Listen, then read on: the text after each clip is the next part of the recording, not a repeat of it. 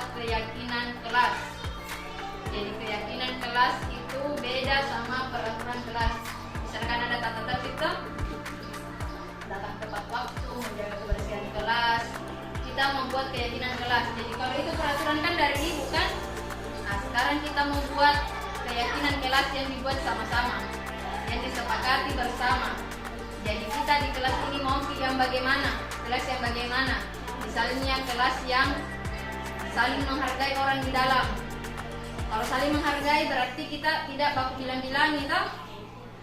Saling menghargai orang dan barang miliknya. Kalau kita hargai orang dengan barang miliknya, mau pinjam pulpennya, minta izin dulu. Mau pakai pewarnanya orang, minta izin dulu.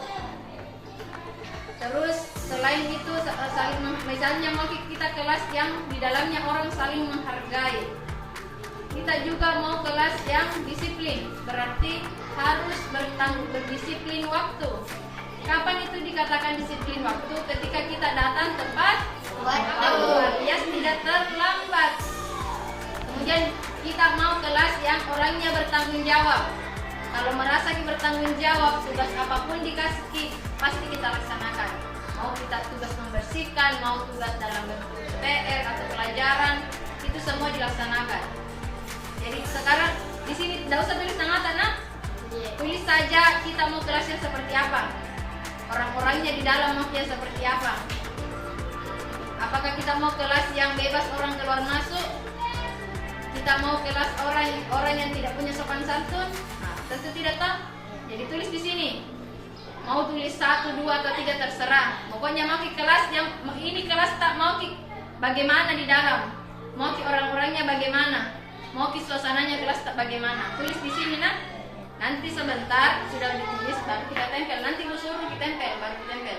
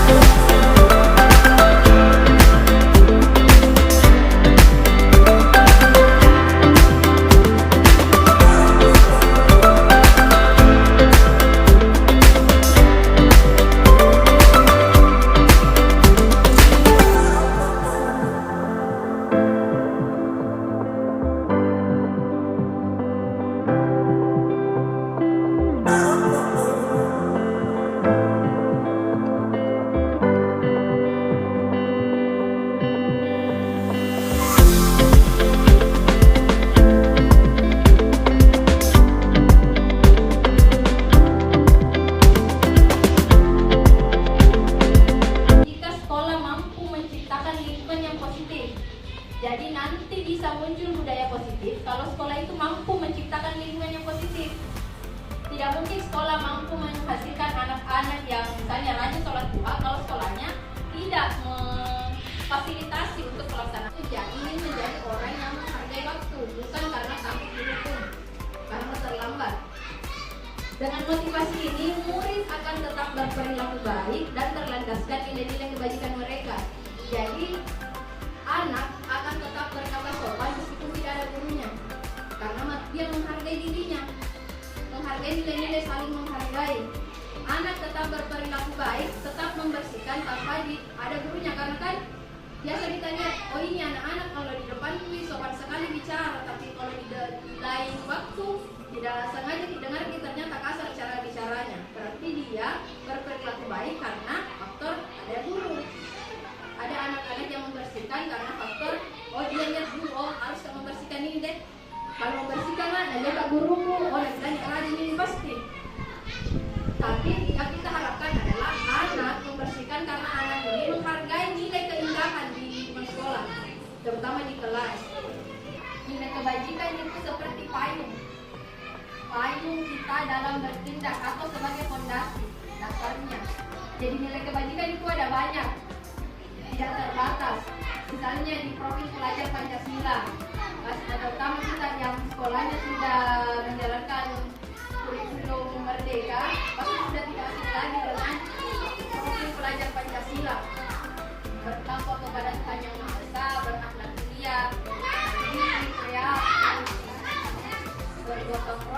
seperti kebinekaan global itu semua sebagian kecil dari nilai-nilai kebajikan universal. Ada banyak, persahabatan, keindahan, saling menghargai. Dan kenapa dikatakan universal? Karena nilai-nilai ini tidak membeda-bedakan agama apa, ras apa, suku apa, negara apa. Di negara manapun nilai saling menghormati itu lebih tinggi, saling menghargai. Motivasi yang ketiga ini, pertanyaan kita adalah, akan menjadi orang seperti apa saya kalau saya melakukannya? Ketika saya selalu hadir tepat waktu, saya ingin menjadi orang yang menghargai waktu. Saya ingin menjadi teladan bagi siswa-siswa saya untuk datang tepat waktu. Ketika saya berperilaku sopan santun di depan atasan dan di depan rekan sejawat, karena saya menjunjung tinggi nilai-nilai saling menghormati, nilai toleransi. Murid dengan menyakiti fisik atau psikisnya lewat perbuatan atau kata-kata, jadi yang namanya hukuman tidak pasti menyakiti. Mau dia fisiknya kita sakit, kita suruh berdiri angkat tangan terus 10 menit, atau kita kasih kata-kata yang kurang nyaman didengar, menyakiti perasaannya anak-anak, itu sudah termasuk hukuman. Kemudian penghargaan. Jadi motivasi untuk ini hukuman dan penghargaan juga salah satu motivasinya orang berperilaku seperti tadi, menghindari ketidaknyamanan atau hukuman, dan yang kedua untuk mendapatkan penghargaan. Penghargaan adalah suatu benda atau peristiwa yang diinginkan, yang dibuat dengan persyaratan hanya jika kamu melakukannya, kamu akan mendapatkannya. Jadi penghargaan yang bisa kita lakukan, kasih benda, atau yang paling gampang, jempol tak. Anak-anak itu bahagia sekali nih. Biar begini, jempol atau dipuji saja, anak-anak itu sudah melambung tinggi bahagianya tanpa harus dikasih benda yang wujudnya benda. Hukuman dan konsekuensi itu hampir sama tapi beda. Misal untuk hukuman, anak datang terlambat mengikuti pelajaran, kita hukum lari keliling lapangan. Tidak ada hubungannya datang terlambat dan lari keliling lapangan. Nah, ini jelas menyakiti. Apa yang disampaikan dulu? Oke, kalau kalian terlambat misalnya 15 menit terlambatnya, berarti jam istirahat kalian juga harus tinggal 15 menit di kelas. Itu konsekuensi. 15 menit tinggal di kelas untuk mengejar ketertinggalan. Nah, itu konsekuensi, beda sama hukuman. Kita di hukuman lambat masuk, oke, lari keliling lapangan, kan beda. Jadi dampaknya juga. Atau anak mencoret buku temannya. Kalau hukuman bisa saja kita anak-anak itu suruh keluar kelas, terserah, atau berdiri, atau kadang kita secara kelepasan nih menggunakan fisik. Kalau konsekuensi, ketika anak misalnya mencoret buku temannya, konsekuensinya adalah dia mengerti. Anak misalnya menumpahkan air, kalau kita menggunakan konsekuensi berarti harus dibersihkan. Jadi beda antara hukuman dan konsekuensi. Kalau hukuman itu jangka panjang menyakiti anak, kalau konsekuensi tidak. Anak sudah tahu, oh kalau saya terlambat berarti harus tinggal, tidak bisa istirahat. Tapi kalau dihukum anak tidak tahu, tiba-tiba ternyata disuruh pergi ke WC karena terlambat, atau tidak mengerjakan tugas, tiba-tiba disuruh hormat sama bendera di siang bolong, itu hukuman. Jadi anak-anak tidak tahu bilang ini yang akan terjadi ketika saya melanggar sesuatu. Tapi kalau konsekuensi sudah, tapi konsekuensi itu peraturannya itu masih dari guru. Jadi kita bahas dulu 5 kebutuhan dasar manusia. Jadi setiap manusia itu punya 5 kebutuhan dasar yang berusaha dipenuhi. Kebutuhan bertahan hidup, pergi cari makanan, pergi di pasar. Berarti kita sedang memenuhi kebutuhan bertahan hidup. Kita duduk di KKG ini, kita makan itu kue, kita minum, karena kita sedang memenuhi kebutuhan tak, yaitu kebutuhan bertahan hidup. Kalau misalnya dari pagi di sini sampai siang tidak minum, tidak makan makan kue sedikit pun sudah terpenuhi kebutuhan tak ini bertahan hidup. Kemudian kebutuhan akan kasih sayang dan rasa diterima, ini yang sering jadi masalah. Jadi setiap dari kita itu pasti butuh untuk diterima dimanapun, butuh untuk disayang. Jadi ketika anak misalnya kekurangan kasih sayang di rumahnya, biasanya di sekolah itu cari permasalahan, apakah di kelas mengganggu ke temannya karena dia rasa kebutuhan akan kasih sayang itu tidak terpenuhi di rumah. Jadi dia mau penuhi itu di sekolah, makanya dia cari perhatian dulu. Kan ada anak biasa juga, kita dapat yang ada yang sedikit-sedikit sering kita mengadu, ibu, nanti juga nunggu jaga-jaga, dia sedang memenuhi kebutuhannya akan kasih sayang dan rasa diterima. Kemudian kebutuhan akan kesenangan. Jadi dalam memenuhi kebutuhan ini biasa anak kadang melakukan sesuatu yang negatif. Kalau dia memenuhi kebutuhannya dengan cara yang positif, oke. Tapi kalau dengan cara yang negatif, misalnya saya pernah dapati siswa yang kasih menangis temannya gara-gara ini, tak pukul kepala belakangnya. Saya tanya, apa alasan tak pukul? Saya bilang, tidak, ibu suka kalau pukul begitu nak ketawa teman-temanku yang lain. Jadi dia sedang memenuhi kebutuhannya akan kesenangan, tapi dengan cara yang negatif. Dia penuhi kebutuhannya untuk bersenang-senang dengan cara menyakiti temannya. Ada juga misalnya anak yang suka ibu kalau ambil di anunya, pulpennya baru lari, nak kejar, suka sekali tuh lihat lari-lari. Artinya dia sudah memenuhi kebutuhannya, tapi dengan cara yang negatif. Kemudian kebebasan. Ini juga anak itu mudah bosan. Jangankan anak kita saja, gampang sekali bosan. Misalnya anak ada misalnya kita bawa bekal anak di swasta, tiba-tiba ada yang ambil bekalnya temannya, menangis, tanya kenapa sih bekalnya bosan, aku nak kelon lo tanya ini punya bayau. Artinya kebebasannya untuk memilih menu makan ini tidak terpenuhi, makanya dia mencoba mengambil makanannya temannya yang berbeda dari makanan kesehariannya. Keyakinan kelas itu lebih tinggi tingkatannya daripada peraturan. Kalau peraturan siapa yang buat di kelas tak atau di sekolah tak? Siapa yang buat?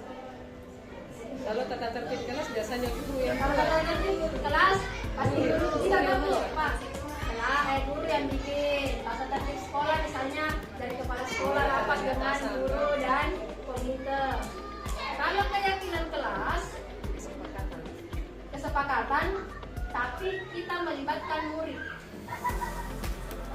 Jadi sama di murid membuat. Jadi bisa ketika kita berbicara keyakinan, kita tidak lepas dari yang namanya nilai-nilai tadi, nilai-nilai kewajiban universal. Misalnya peraturan kita harus memakai helm. Apa tujuannya?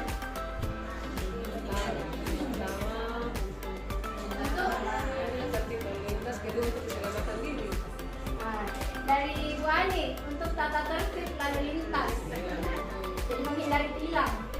Dan yang kedua untuk keselamatan. Jadi kalau begini motivasinya, jadi ketika kita motivasinya memakai helm karena tata tertib lalu lintas, kan polisi biasanya di jalan poros. Kalau dari Bodo misalnya ke Bantar Rambak, ya polisi.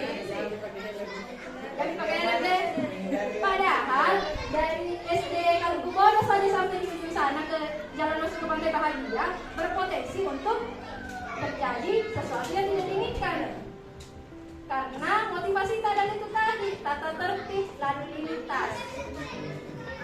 Tapi kan biasa sudah tahu ini anak-anak sebatas dihukum, sebatas disakiti fisiknya, kemudian psikisnya. Bahkan anak-anak sakit sering dihukum itu bisa menimbulkan kebencian sama gurunya. Jadi bedakan kita biasa guru merasa bangga kita, oh ini anak-anak takut sama saya. Padahal guru itu seharusnya disegani, bukan ditakuti. Jadi meskipun tidak ada orangnya, tetap lihat aturannya. kalau cuma ditakutin, kalau nggak ada apa aja dibantunya tenang, tapi kalau tidak ada. Dan ini juga masalahnya di anak-anak. Anak-anak itu kan belum. Yang keempat adalah pemantau.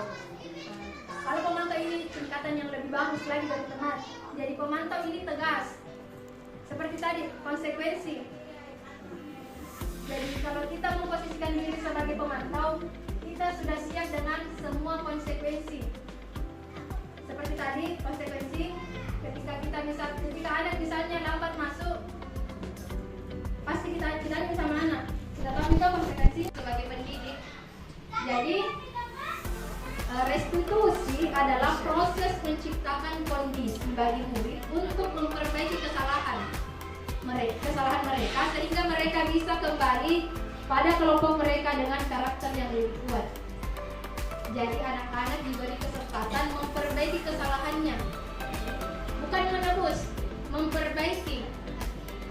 Jadi belajar dari kesalahan dalam diri. Jadi restitusi kita bertanya kepada anak tentang nilai-nilai apa yang diyakini sama anak. Jadi sebelum melakukan restitusi kita pahamkan dulu ke anak-anak nilai-nilai seperti apa yang bisa yang bagus untuk diyakini di sekolah, di keluarga, nilai apa. Misalnya nilai menghargai, saling menghormati atau menghargai. Kalau nilai itu yang diyakini, ketika dia mengambil uang temannya, berarti dia tidak melaksanakan nilai yang diyakininya. Kemudian restitusi mencari keputusan dasar yang mendasarkan untuk memperbaiki sendiri. Iya Bu, tidak terlambat. Bagaimana cara tersebut tidak terlambat? Sebentar malam Bu, cepat tidur. Tanya lagi, bagaimana cara supaya bisa cepat tidur? Tidak main game Bu. Jadi anak sendiri yang menemukan caranya memperbaiki kesalahannya, bukan kita, karena kita sebenarnya itu tidak bisa mengontrol orang lain. Anak, siswa itu sebenarnya tidak bisa dikontrol kalau mereka tidak melakukan. Kadang kita berpikir, oh bisa kontrol ini siswa, kalau bilang datang tepat waktu datang. Tapi sebenarnya kita tidak mengontrol siswa, tapi siswa mengizinkan dirinya untuk dikontrol. Makanya kita seolah-olah, oh saya bisa kontrol ini murid. Jadi di segitiga restitusi itu kita memperbaiki karakter murid. Jadi dia datang dengan kesalahannya, tapi dia kembali dengan sesuatu rencana tindakan bagaimana dia memperbaiki kesalahannya. Kan biasa ada anak itu, kalau dari dipanggil di kantor pulang pasti dia selamat kemana? Nah bukan sesuai. Aku kedua bahkan ada anak itu yang sakit masalahnya kalau ada temannya yang dipanggil ke kantor tua. Karena kamu nanya apa ada yang gak alam. Tapi ketika kita menerapkan segitiga restitusi ini, anak itu kembali ke kelompoknya dalam keadaan yang lebih baik. Tidak dalam keadaan yang sudah dimarah-marahi, tidak dalam keadaan yang sudah dihina-hina, dibilang-bilang, disalahkan, tapi dikasih kesempatan memperbaiki kesalahan, bukan menebus, tapi memperbaiki. Kalau cuma menebus satu kali selesai. Misalnya tadi membuang sampah, kalau mau tebus ya ambil lagi sampahnya. Mengambil uang teman, kalau cuma mau menebus ganti uangnya.